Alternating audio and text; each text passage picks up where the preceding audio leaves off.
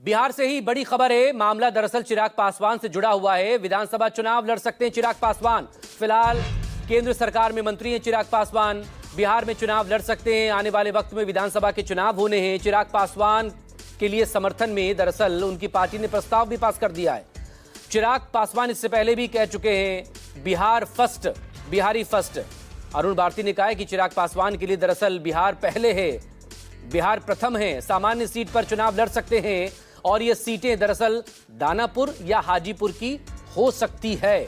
इससे पहले भी चिराग पासवान ने खुद इसको प्रतिक्रिया देते हुए कहा था पिछले दिनों कि अगर उनकी पार्टी कहेगी तो वो इस पर सोच सकते हैं, क्योंकि उनके लिए जाहिर है उनका अपना राज्य बिहार उनकी प्राथमिकता में है।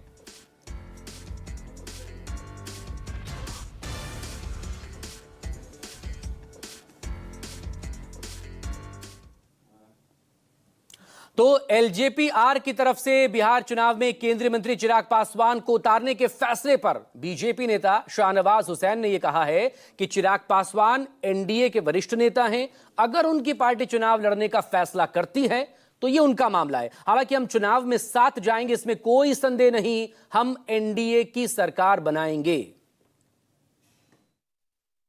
देखिए, चिराग पासवान एनडीए के बहुत वरिष्ठ नेता हैं, एक बड़े रोल में हैं वो एनडीए के, और भारत सरकार में मंत्री हैं। बहुत अच्छा काम भारत सरकार में फूड प्रोसेसिंग में वो कर रहे हैं। और अगर उनकी पार्टी कोई निर्णय करती है कि विधानसभा चुनाव लड़ना है तो ये उनका मामला है। ऐसे तो बिहार में हम इकट्ठे एकजुट होकर चुनाव के मैदान में जाने ही वाले हैं, इसमें कोई शक की गुंजाइश नहीं है। और सब लोग मिलकर एनडीए की सरकार बनाने वाले हैं। सौरभ कुमार मेरे सहयोगी पटना से लगातार हमारे साथ बने हुए हैं। सौरभ, सवाल यही, आखिर बिहार के चुनावी रण में उतरने का फैसला चिराग पासवान ने क्यों किया? क्योंकि संकेत तो लगातार मिल रहे थे, कह रहे थे पार्टी जो फैसला करेगी वो मानूंगा। पार्टी भी फैसला कर रही है। इससे पहले अलग अलग वक्त पर खुद प्रदेश की सरकार पर वो निशाना साधते रहे। पिछले दिनों ही लॉ एंड ऑर्डर को लेकर उन्होंने सवाल किया था। क्या सोच रहे हैं चिराग पासवान?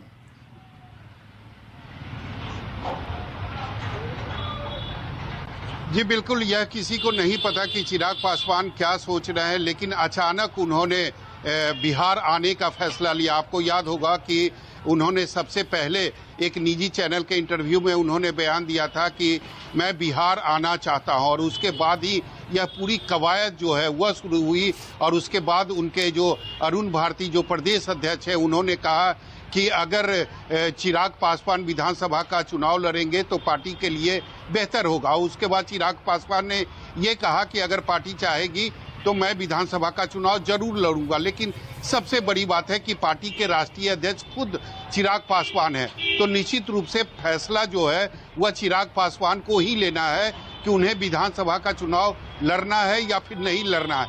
लेकिन अगर वो विधानसभा का चुनाव लड़ेंगे तो इस वक्त वो केंद्र में मंत्री हैं, तो सबसे पहले उन्हें केंद्र के मंत्री के पद से उन्हें इस्तीफा देना पड़ेगा और उसके बाद उन्हें बिहार आना पड़ेगा। लेकिन सबको पता है कि चिराग पासवान एनडीए के एक सहयोगी घटक दल हैं और एनडीए के नेता के तौर पर नीतीश कुमार का चेहरा जो है वह सबसे आगे है। तो अगर चिराग पासवान विधानसभा का चुनाव लड़ते भी हैं और अगर वो जीतते हैं तो भी ज्यादा से ज्यादा वो बिहार में एक मंत्री बन सकते हैं। सौरभ, लेकिन पिछले विधानसभा चुनावों में एनडीए से अलग थे, और एनडीए से अलग जब उन्होंने चुनाव लड़ा था तो इसका नुकसान सबसे ज्यादा नीतीश कुमार को ही हुआ था, जेडीयू को हुआ था। कैसे जेडीयू की सीटें आधी रह गई थी, एक इस पर जवाब दीजिए। और अहम सवाल ये, कौन सी सीट चुन सकते हैं अपने लिए जहां से वो खुद को विधानसभा में उतारेंगे?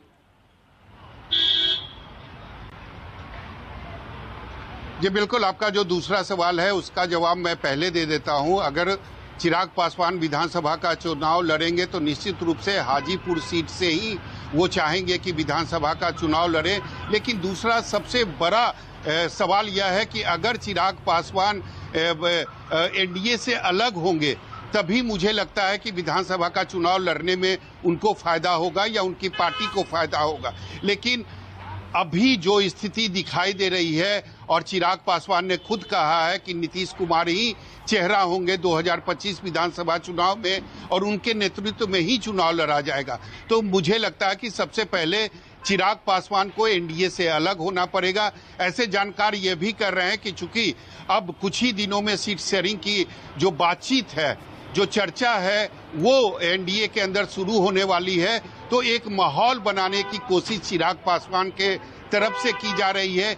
एक प्रेशर बिल्डअप किया जा रहा है बीजेपी पर, जदयू पर, कि अगर मुझे सम्मानजनक सीटें नहीं मिली तो अकेले भी हम चुनाव मैदान में जा सकते हैं। सवाल इसी को लेकर है सौरभ, विधानसभा का चुनाव लड़ सकते हैं। अभी से अगर रूपरेखा तय हो रही तो क्या ये सब कुछ स्क्रिप्टेड है या कुछ ऐसा भी हो सकता है जो अनस्क्रिप्टेड हो? इस पर भी बात करेंगे, लेकिन अरुण भारती क्या कह रहे हैं?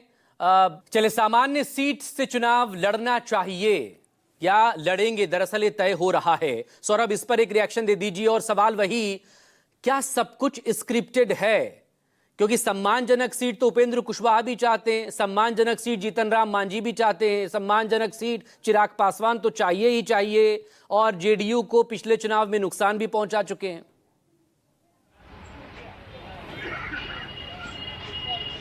जी बिल्कुल, राजनीति में संभावनाओं से इनकार नहीं किया जा सकता है, लेकिन मैं वही अपनी बात एक बार पुनः आपके सामने कह रहा हूं कि मुझे लग रहा है कि इस वक्त जो है चिराग पासवान एक माहौल और एक प्रेशर बनाने की कोशिश कर रहे हैं बीजेपी के ऊपर और जदयू के ऊपर कि अगर मुझे सम्मानजनक सीटें नहीं मिली तो मैं अकेला भी विधानसभा का चुनाव हमारी पार्टी लड़ सकती है और मैं खुद विधानसभा का चुनाव लड़ सकता हूं। लेकिन अगर मुझे लगता है कि सीटों का जो बंटवारा है वो अगर सम्मानजनक तरीके से होगा तो मुझे नहीं लगता है कि इस बार 2025 में चिराग पासवान कोई विधानसभा का चुनाव लड़ने वाले हैं, क्योंकि उनके लिए काफी रिस्क हो जाएगा, क्योंकि वो अभी केंद्र में मंत्री हैं और उनके 5 सांसद हैं। तो अगर वो अकेले चुनाव लड़ते हैं तो सबसे पहले उन्हें केंद्र से इस्तीफा देना पड़ेगा, एनडीए से उन्हें अलग होना पड़ेगा और उसके बाद ही वो विधानसभा का चुनाव लड़ सकते हैं।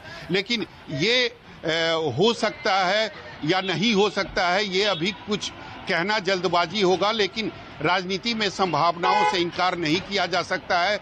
2020 में भी हमने देखा था कि चिराग पासवान अकेले चुनाव लड़े थे, हालांकि उनकी सीटें मात्र 1 आई थी, लेकिन जदयू को उन्होंने अच्छा खासा डेंट दिया था, अच्छा खासा उन्होंने नुकसान पहुंचाया था और उसका ही नतीजा था कि जदयू जो है वह तीसरे नंबर की पार्टी बन गई थी। तो निश्चित तौर पर राजनीति में कुछ भी हो सकता है। कब क्या होगा, मुझे लगता है कि इसके लिए थोड़ा सा और इंतजार करना पड़ेगा। कुछ पक तो रहा है, सीटों का बंटवारा शुरू होगा, जब बातचीत तो रहा है, लेकिन बहुत कुछ अभी अनकुक्ड भी है, अनस्क्रिप्टेड भी है। और इतना बड़ा रिस्क क्या चिराग पासवान लेंगे, जैसा कि सौरभ आप खुद कह रहे हैं। बहुत शुक्रिया। बहरहाल आप नजरें बनाए रखिए, अपडेट के लिए आपसे फिर